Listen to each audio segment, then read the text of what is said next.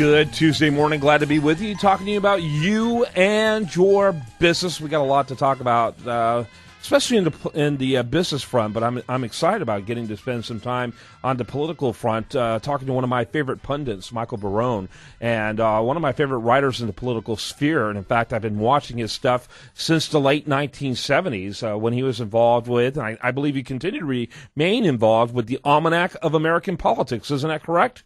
That's right. I've been a co-author of that book since it first came out. Yep. And what was that, sometime in the mid-1970s? 1971. Yeah.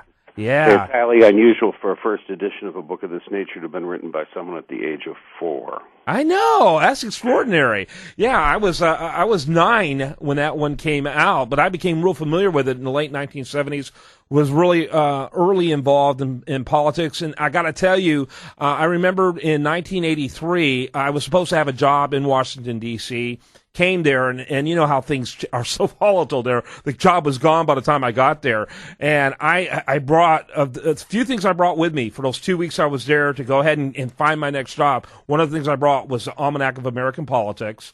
And well, you were my target audience, teenage political nerds. Exactly. And I would sit there every night, and I would map out who I was going to meet, you know, and pursue my job. And by some strange twist of fate, I read about Gordon Humphrey from New Hampshire, and he and I ended up on an elevator together the next day. And I was really well versed, ready for it. You know, and Gordon Humphrey, as you know, is really low profile, low key kind of guy. The fact I knew anything about him, he was so in awe and impressed. The next day, I mean, before the elevator stopped, he said, "Meet me in my office tomorrow at 9 a.m. So I go to his office at 8:45, and he offered me a job on the spot. So I attribute you to getting my first job there in Washington, D.C. Well, my gosh, thank you very much, and I hope it was a good, successful job, and you're on your way to being a rich lobbyist. Yeah, well, actually, I feel like I'm still recovering, but I don't blame you for that. Okay.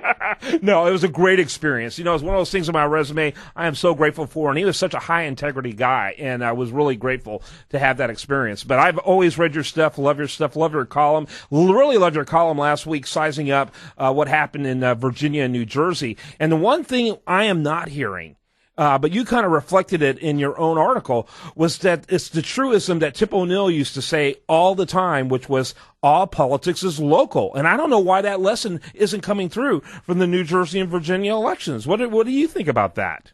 Well, I think it is true, and I think to understand where we are and why we have American voters who don't split their tickets very much these days, nonetheless reelected a not entirely popular Democratic president, a not entirely popular House Republican majority, is to know where they're from. And Obama was reelected with the help of clustering Democrats, blacks, Hispanics, gentry liberals who tend to live in big central cities that dominate the electoral votes of a fair number of large and medium-sized states. That gives the Democrats an advantage in the Electoral College. But Republican voters are spread more evenly across the country. So when you look at Obama won 51% of the popular vote. He won 332 electoral votes, which is 62% of the electoral votes, but he carried only 209 congressional districts because the Democratic vote is concentrated in relatively few highly Democratic districts. So he carried fewer districts than Mitt Romney, and that's one reason why the Republicans have a majority in Congress and why it's an uphill battle for the Democrats to take back that majority in 2014. Yeah, absolutely right, and I don't think the administration has done much to help themselves. Well, they seem to be not in as good a shape as they were in November 2012, let's put it that way. And you've got this embarrassing fact that President Obama said over and over again, more than 24 times publicly, that if you like your insurance policy and you like your doctor, you're going to be able to keep them. And it turns out that was that he, when he did that, he, in the words of the New York Times editorial page, misspoke. Yeah, a lot. I think they call that verbal diarrhea, don't they, when they do it that often? I mean, that was just unbelievable. And now what does he say? Just go shop around? Isn't that what is his response to that now? Well, that's right. And if the website doesn't work, you can call somebody on an 800 number, and he'll try and work the unworkable website. There you go. Oh, and also there's no guarantee that he's going to keep confidential your Social Security and identification information, but you shouldn't worry about that. Don't let silly things like that bother you. You know, it's interesting. They really should have got the guys who handled his campaign website, you know, that generated all of those hundreds of billions of dollars. I mean, you know they wouldn't have had those kind of problems like they've had for this Canadian-made website. Well, one of the things the president said, and I think accurately, is that there's all sorts of rules about how government has to procure information technology as well as procure everything else. Now, you know, those, if he'd been thinking about it in retrospect, he might have wanted to change some of those rules because a lot of them don't really make any sense. But they did this, and he said, well, he met once a month with his people and said, let's keep moving. That doesn't really sound like tough management there. Once a month, keep moving. Yeah, this is the same guy, of course, oversaw the Afghan war situation and did no decision-making for 9 months. And then in that year, we lost more lives than any other year in the history of that war. And you sit there and you look at this guy, you know, that kind of deliberation, you can do that when you're a senator. You can sit there and, you know, yawn or even beat your chest. But it requires executive decision-making. And that's a great segue of something I wanted to hit on. I think the American people would be more interested in a governor than someone out of the Congress as a president after what we've gone through. What is your thoughts about that? Well, you know, if you go back over the years, we have elected governors more often than presidents. Most of our presidents over the last 100 plus years have been newly elected presidents have been governor. 3 of them have been senator. Presidents Harding, Kennedy, and Obama. You've had military leaders, like Eisenhower, becoming president.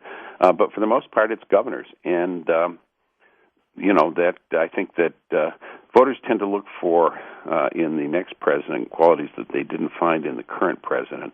And follow-through is not one of the qualities that's associated heavily with Barack Obama. I mean, this is a guy who is a community organizer, never did get all that asbestos out of the Altgeld housing project in Chicago. And if you can't get your asbestos out, maybe you're not really a manager. Yeah, absolutely. I think you're absolutely right. I think he left that dirty work to other people. It's interesting to watch when you look at the 2016 presidential campaign. Hard to believe we're already talking about it, but you know how this politics works. When you look at that situation, who do you think is going to be among the people we'll be talking about? Well, I think on the Republican side. Let's start with that. Yeah, the easier question is to say, who aren't we going to be talking about? I mean, true. You take a look at these polls for the Republican candidates in nationally in Iowa, New Hampshire, South Carolina, and you see numbers like 17, 16, 15, 14, 13, 12, 11, and people ask me, which candidate is ahead? And my answer is, none of them. Depends on which group you talk to.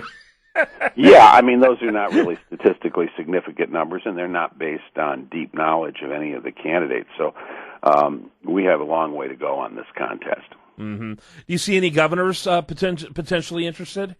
Well, you see Governor Chris Christie of New Jersey obviously interested. You see Governor Scott Walker of Wisconsin has come out with a new book. It's Governor Bobby Jindal of Louisiana, whose term expires in the end of 2015. May be giving it a look, and I don't think the Governor Rick Perry of Texas, who's not running for re-election this year, looks like he's running around the country. So that's certainly at least 4 of them. Yeah, I'm a big fan of Scott Walker, huge fan. Guy who's figured out how to get elected in a state that is clearly blue, tends to be blue, and has a lot of courage that, frankly, I hadn't seen in a long time in a political figure. And I think Bobby Jindal has done a pretty good job of rehabilitating himself since his, State of the Union alternative speech. That was incredible in all the wrong ways. What do you think about those two in particular? Well, I think they've got pretty interesting and records that are worthy of serious respect and attention. I think the Republicans also need to come up with some policy approaches which are more than just opposition to the Obama policies. I think they've got to come up with alternative ways to fix the health care system that the Obamacare seems to be gumming up. I think they ought to be looking at family-friendly tax treatment. Republicans in past elections, and some of them currently now, are fixated on that high, that, we want to lower the high rate for taxpayers because we want to stimulate entrepreneurialism, job creation, and so forth. Well, there's something to say about that, and I think marginal changes should make a difference. But we're not in a situation where you could, as Ronald Reagan did, reduce the high rate from 70% to 28%. It simply isn't that high anymore. And one of the problems we've got in this country is when you look at the data, the people that are really falling behind are people who are not raised in two-parent families. And I'm talking not necessarily about people achieving great success, but people, achieving family stability, achieving good skilled jobs where they're able to make a contribution, where they can contribute to their community and voluntary organizations and so forth. People who come out of single-parent families or families of divorce have a handicap in that regard, and added up together, that's a handicap for our country. Government can't, force people to remain in two-parent families, but it certainly can make things easier for them. And there's some people, Senator Mike Lee of Utah, for example, has come out with some interesting proposals along those lines. I think Republicans have got to be thinking about that. A little more innovative in that way. They're going to pull the plug on that, and I really have to ask this question: Is Hillary Clinton too moderate for the Democratic Party today? Because now they're all of a sudden talking about Elizabeth Warren as a person to beat. I'm seeing her name rise to the top, and I'm wondering if Hillary Clinton has become too moderate. Is that possible? Well, some of my friends say that Hillary's about to throw her broom into the ring. She may have competition from Elizabeth Warren's broom. I don't know. I think that, the policies that are associated with Hillary Clinton, which in many cases go back to the administration of her husband, Bill Clinton, are in some ways more moderate than most elected Democrats, and many, if not most, Democratic primary voters like these days. There's a tension there. Now, those policies are not doing so well with the general public, with the general election public. We're always told that many Republican candidates have extreme policies that won't sell in the general election, and that's often a fair criticism. But the left of the Democratic Party also has pretty fervent support for a lot of policies that may not sell in the general election as well. And the media, which leans towards Democrats, hasn't examined the split in the Democratic Party, but I think it's something that may emerge as important in the next 3 years. Michael Barone, he's with Washington Examiner. That's WashingtonExaminer.com. Clearly, I need to get you on more often. Is there another website you want to mention? Well, you can see my work at WashingtonExaminer.com, and since I'm a resident fellow at American Enterprise, at AEI.org. Great. Thanks so much for being with us. Good to be with you, sir. You bet. Care. All right, when we come back, much more for you. Do want to remind you, best content here shows up over there at usdatareview.com, and you're listening to The Price of Business.